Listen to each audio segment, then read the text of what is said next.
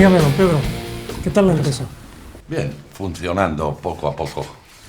Bueno, ¿y en qué puedo ayudarle hoy? Pues como usted sabe perfectamente, me sirvieron de gran ayuda los consejos que usted me dio cuando creé mi empresa.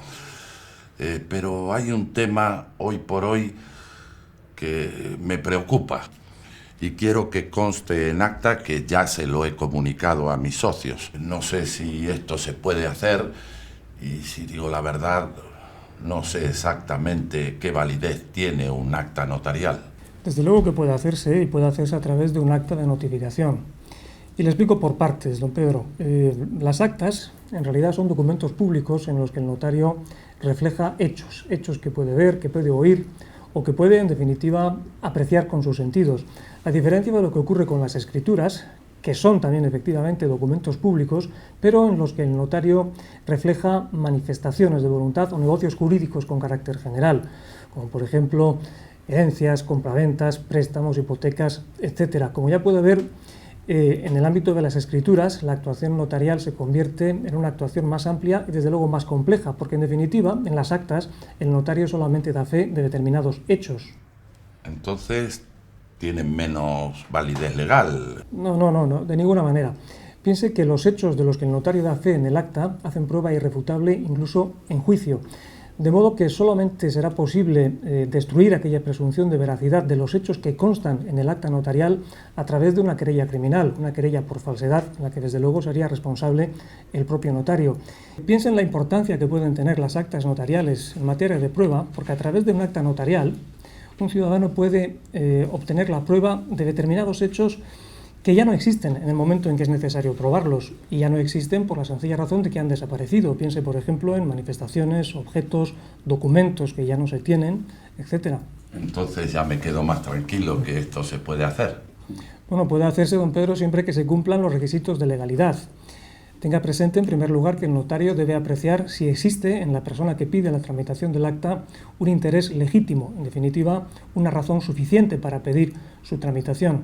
Este requisito, además, va a contemplarse con especial cautela cuando la tramitación del acta pueda afectar a derechos de terceras personas, o por lo menos incidir en la esfera jurídica de terceras personas. Es precisamente, además, en estos casos, cuando la tramitación del acta está relacionada con terceras personas, cuando la actuación del notario no puede ser sorpresiva, en el sentido de que el notario hará saber a aquellas personas, a aquellas terceras personas, su condición de notario, les explicará el objeto de la tramitación del acta y les informará, desde luego, de los derechos que les corresponden, como por ejemplo el derecho de contestar cuando se trate de actas de notificación o actas de requerimiento. Otro de los aspectos importantes a tener en cuenta es que la tramitación de las actas no puede exigir en ningún caso conocimientos periciales por parte del propio notario, que es un perito pero en materia legal solamente. Lo que sí se puede exigir en todo caso es una imparcialidad absoluta por parte del notario a lo largo de toda su tramitación. Entonces, y ya por curiosidad, ¿qué tipo de actas hay? Pues cabe hablar en realidad de diversos tipos de actas.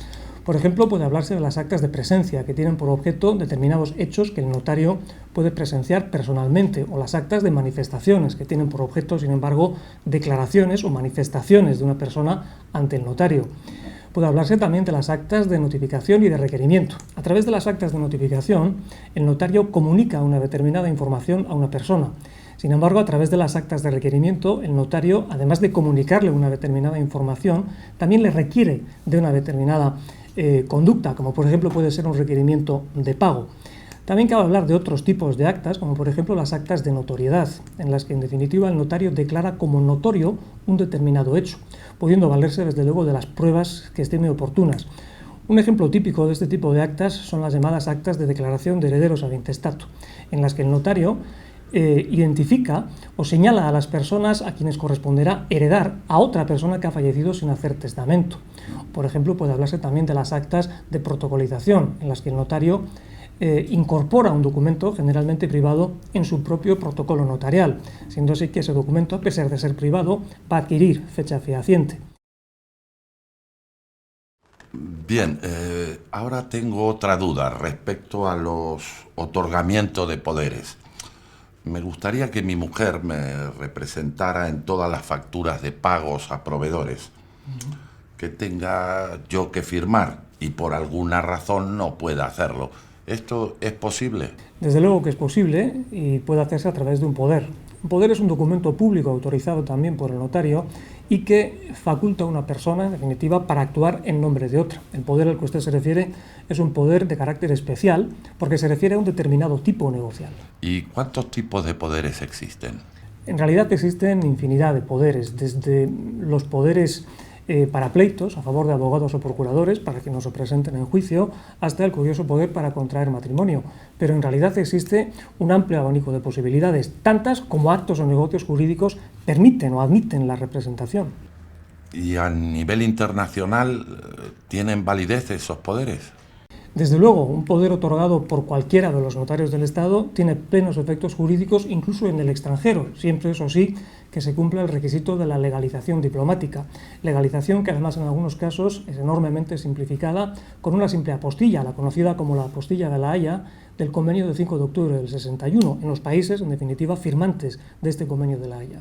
Bien, pues muchísimas gracias por toda su información.